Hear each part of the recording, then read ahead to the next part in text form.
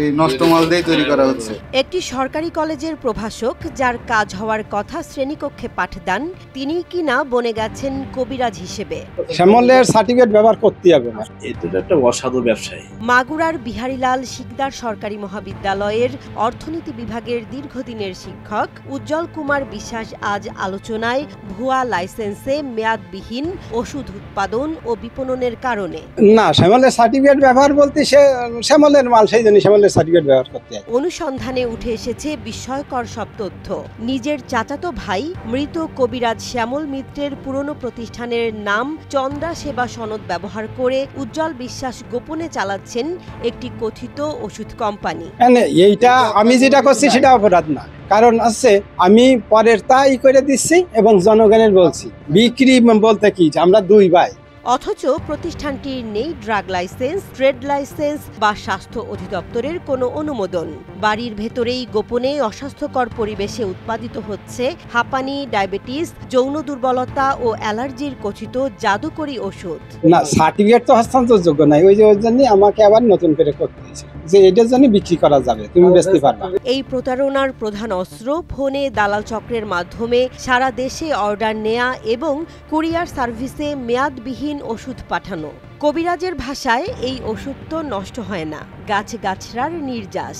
আসলে কবিরাজি যে মাল, এটা নষ্ট হওয়ার কোনো কথা নেই, কারণ গাছগাছড়ার ওষুধ তো পয়সা না গেলে আর সমস্যা হয় না, সেই জন্যই আমরা এইভাবেই। এমন কথাতেই বিশ্বাস গড়ে তোলে সাধারণ মানুষের, অথচ এর পেছনে নেই কোনো বৈজ্ঞানিক মানদণ্ড।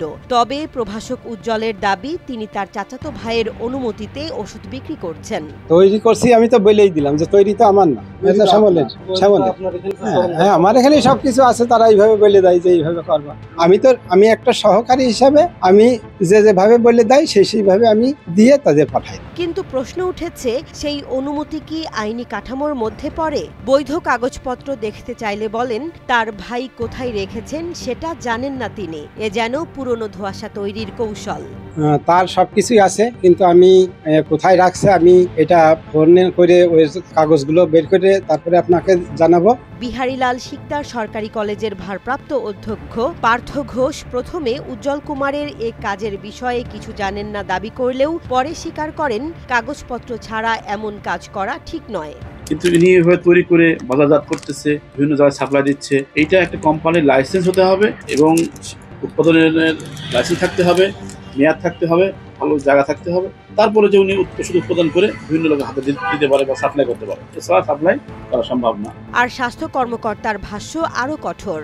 যশোরের বাঘারপাড়া উপজেলা স্বাস্থ্য ও পরিবার পরিকল্পনা কর্মকর্তা ডাক্তার অরূপজ্যোতি ঘোষ স্পষ্ট করে জানান, ওষুধ তৈরির অনুমোদন ছাড়া এভাবে উৎপাদন ও বিপণন সম্পূর্ণ আইন বিরুদ্ধ। প্রয়োজন হলে সরকারি আইনে ব্যবস্থা নেওয়া হবে।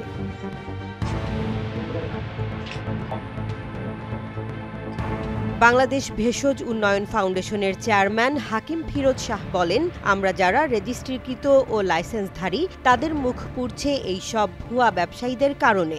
তাদের সমস্ত অসাধু ব্যবসায়ী যেগুলো যে সমস্ত মাল তৈরি করছে, এদের শরীরে কতটুকু জন্য ভালো বা ক্ষতিকারক এগুলো নির্ণয় না করে তারা মাল আন্দাজে তৈরি করতেছে আর সাপ্লাই দিচ্ছে। এগুলো অবশ্যই মানুষ দেহে অত্যন্ত ক্ষতিকারক, একটি পয়জন। এগুলো এভাবে দেওয়ার কখনোই ঠিক না। এলাকাবাসীর অনেকে মুখ খুলতে ভয় পান। তারা বলছেন, ক্ষমতাবান ও প্রভাবশালী হওয়ায় প্রশাসনও নিশ্চুপ। তবে অনুসন্ধান বলছে উজ্জ্বলের ভারত পালিয়ে যাওয়ার প্রস্তুতির খবরও রয়েছে।